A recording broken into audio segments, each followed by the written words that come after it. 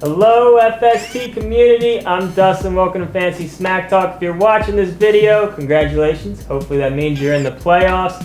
One quick tip before I get into the waiver wire ads. If you have a bye, that doesn't mean you take this week off. You need to be hitting the wire, preparing your bench for week 15, and also even some potential starters as far as guys that you might be able to upgrade, especially at the kicker, tight end, and defense position. And this is the time of year where you want to pay attention to where your kicker is kicking. If you can get a guy in a dome that is just as good as the kicker you have right now, you might want to consider making that swap because weather can play a factor with your kicker at this point in the year. All right, let's talk about some must-adds in all leagues. First guy I'm going to talk about, Jonathan Dwyer for the Steelers. Looks like that mess might finally be figured out as far as who has the most value out there. Looks like it's Dwyer, only on 55% of leagues. His playoff matchups could be a little bit better, but I still like him as an ad. You need to pick this guy up. Let's talk about some receivers. Denario Alexander. I really don't understand why this guy isn't getting picked up in more leagues. He just keeps having good games. Chargers are still throwing a lot, and he's their number one receiver right now. Malcolm Floyd's having a solid year, but he's not a number one. He's an okay receiver. Gates has just been falling off the face of the earth. Alexander's the man out there. He needs to be owned in more leagues. T.Y. Hilton's another guy I think who's an ad. He should be an ad in all leagues. His upside from every week is really big. He is kind of a boomer bust type guy, but I like his chances during the fantasy playoffs. He's got Tennessee, he's got Houston, who's kind of been up and down lately, and then Kansas City. Decent matchups as far as fantasy matchups go, so I like T.Y. Hilton moving forward for the playoffs. And then a tight end that I gotta talk about. I've talked about him a ton, and I still don't understand it. Brandon Myers is still barely owned in a little over half the leagues. This is ridiculous. In a full point PPR league, Myers is a top 5 tight end this year. I know every league's not a PPR league, but that should still mean he should be owned in more than 55% of leagues. If you at all need a tight end, even in standard leagues, I think he's a great guy. If you're dealing with an underachieving Gates, or if you're dealing with a Gronkowski injury, Myers. Palmer throws the ball a ton. I like Myers moving forward. All right, let's talk about some people that in deeper leagues. Montel Owens is probably going to be the guy that's added most as far as percentage-wise goes. Jacksonville just cannot seem to keep their running backs healthy, and they lost another one week 13. Doesn't look like MJD is going to be back. Owens is really the only guy left. I don't really love him, but if you can get him cheap, if you can not use your waiver on him and get him, or use a bad waiver number on him and get him, I don't mind him as a flex play week 14 going up against the Jets. You can run on him, but I wouldn't do anything crazy because MJD will probably be back this year, but we'll see.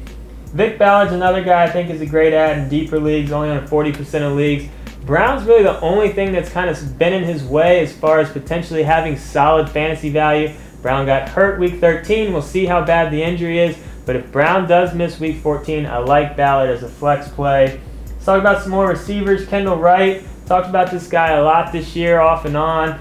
He's starting to get things going again with Locker back at quarterback, only on 35% of leagues. His playoff matchups could be a little bit better, but they're not terrible. So if you're looking for a receiver in deeper leagues, another guy that needs to be on the more leagues is Josh Gordon, only on 35% of leagues. He's by far their best weapon through the air for the Browns. I like him. I like his chances next week against Kansas City and then Washington week 15. So decent matchups for him coming up. And then I got 2 more tight ends for you. I got Tony Moeaki.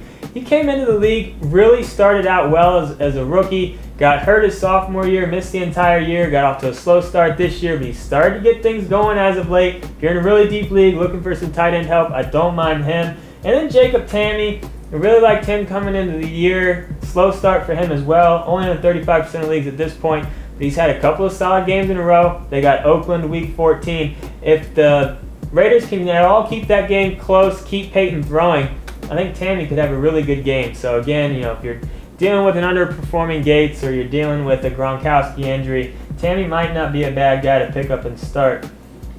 One quarterback I want to talk about, and that's Nick Foles for the Eagles. He looks a lot better than he did when he first started. Only on 10% of leagues. I think it's definitely time to start looking at this guy in deeper leagues, really deep leagues, in any type of 2 quarterback leagues. He has decent playoff matchups. He could help you down the stretch. One pick up and play defense for you. Even though Foles has been playing better, I still like Tampa Bay going up against Philly week 14.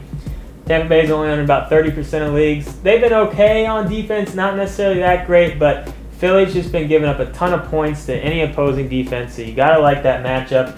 And I was really high on the Jets last week going up against Arizona. They just did okay, but if you pick them up for the Arizona matchup, you might want to consider holding on to them against Jacksonville. Like I said, you can run on the Jets, but they're not necessarily that easy to pass on.